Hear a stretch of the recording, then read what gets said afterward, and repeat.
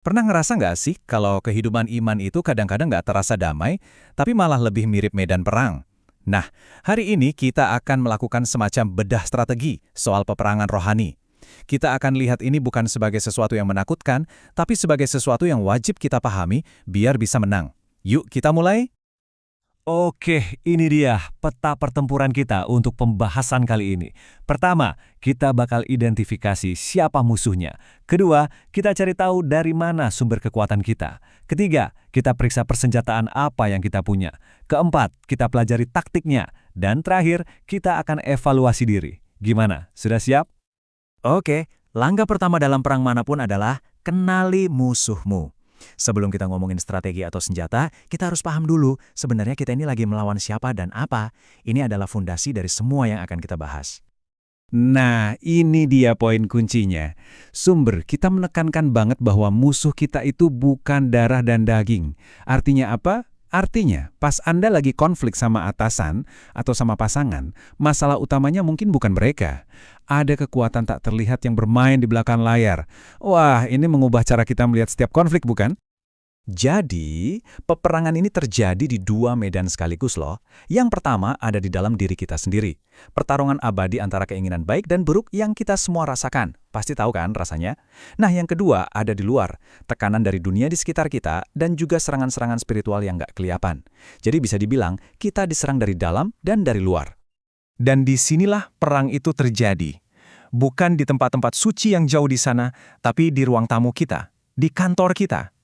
Dalam pertengkaran kecil dengan pasangan yang tiba-tiba membesar tanpa alasan yang jelas, dalam perselisihan keluarga yang kayaknya nggak ada ujungnya, atau dalam godaan kecil yang terus-menerus muncul di pikiran. Medan pertempuran sesungguhnya adalah kehidupan kita sehari-hari. Oke, kalau musuhnya sekuat itu dan medan perangnya ada di mana-mana, terus gimana caranya kita bisa menang? Dari mana kita dapat kekuatannya? Pertanyaan ini penting banget, dan ini membawa kita ke titik strategis kita yang berikutnya. Coba dilihat perbedaannya. Di sebelah kiri, itu kita dengan kekuatan kita sendiri. Ibaratnya prajurit pembula yang disuruh melawan jenderal berpengalaman. Ya, jelas nggak akan berhasil. Tapi lihat ini sebelah kanan. Itu adalah kita yang terhubung dengan kuasa kebangkitan. Kekuatan yang sama yang bisa menghidupkan orang mati. Jadi ini bukan soal kita jadi lebih kuat, tapi soal kita mengakses sumber kekuatan yang benar. Jadi, intinya gini, ini bukan tentang mencoba jadi pahlawan super. Sama sekali bukan. Ini tentang menyadari bahwa kita punya akses ke sumber daya yang tak terbatas. Kekuatannya memang bukan milik kita, tapi kita bisa menggunakannya. Ini kayak kita dikasih akses ke rekening bank tak terbatas milik orang lain. Kuncinya adalah hubungan kita dengan si pemilik rekening itu. Oke, kita sudah tahu musuhnya dan kita tahu sumber kekuatan kita. Sekarang, saatnya untuk persenjataan. Prajurit manapun butuh perlengkapan kan? Yuk kita lihat apa saja yang sudah disediakan untuk kita. Nah, ini dia persenjataan lengkap kita. Mari kita bedah satu persatu ya. Pertama, ikat pinggang kebenaran. Ini kayak sabuk utama yang menahan semuanya. Tanpa kebenaran sebagai inti, perlengkapan lain bisa berantakan. Kedua, baju zirah keadilan.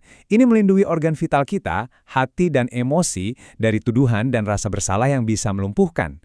Lanjut, kasut Injil. Ini bikin kita punya pijakan yang kokoh, jadi nggak mudah terpleset waktu serangan datang, dan selalu siap buat maju.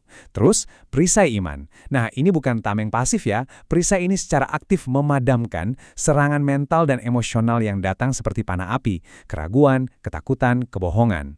Lalu ada ketopong keselamatan yang menjaga aset terpenting kita, yaitu pikiran kita, agar tidak dikacaukan. Dan akhirnya, pedang roh, satu-satunya senjata untuk menyerang balik dan bertahan secara aktif. Setiap bagian ini sangat penting. Jadi, kita sudah punya perlengkapan lengkap nih. Sekarang gimana cara pakainya? Apa strategi pertempurannya? Yuk kita bahas aturan mainnya. Strateginya ada dua sisi.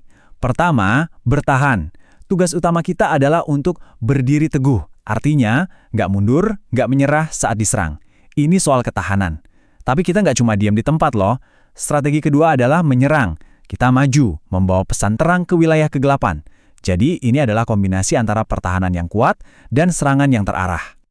Dan ini adalah definisi kemenangan yang mungkin sedikit berbeda. Sumber kita menekankan bahwa menang itu bukan berarti keluar tanpa luka. Menang berarti setelah semua serangan, setelah semua badai, Anda masih berdiri teguh pada keyakinan Anda. Jadi, kemenangan adalah tentang ketahanan, bukan ketiadaan pertempuran. Oke, kita sudah membahas semua strateginya. Sekarang waktunya evaluasi pribadi. Laporan militer yang bagus selalu diakhiri dengan evaluasi, kan? Nah, mari kita ajukan beberapa pertanyaan tajam pada diri kita sendiri. Sekarang, coba jujur pada diri sendiri. Kapan terakhir kali Anda merasa gagal bertahan? Apa yang terjadi waktu itu? Dengan melihat kembali momen kegagalan itu, kita bisa menemukan celah di baju zirah kita.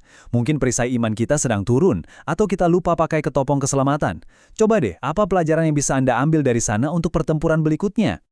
Dan pertanyaan terakhir, gimana caranya supaya Anda bisa terus ingat bahwa Anda ada di tengah pertempuran setiap hari? Gampang banget kan kita lupa di tengah kesibukan? Kenapa ya kita sering kali lengah soal ini? Ini pertanyaan penting untuk Anda renungkan setelah pembahasan ini berakhir. Karena dalam perang ini, kewaspadaan adalah separuh kemenangan.